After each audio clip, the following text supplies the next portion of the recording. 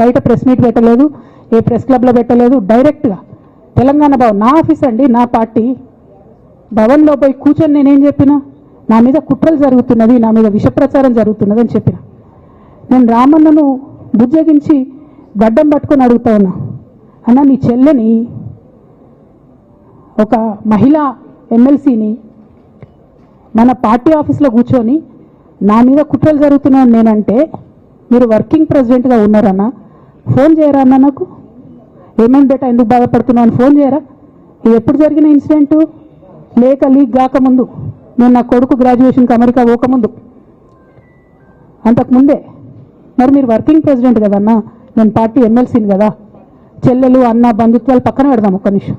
Professional సెటప్లో ఒక political పార్టీలో ఒక మహిళా ఎమ్మెల్సీ భవన్లో కూర్చొని నా మీద కుట్రలు జరుగుతున్నాయంటే మీరు మాట్లాడిండ్రా అన్న? 103 రోజులు అయిపోయిందన్న ఇవాళకి, ఒక్క మాట మాట్లాడిండ్రా?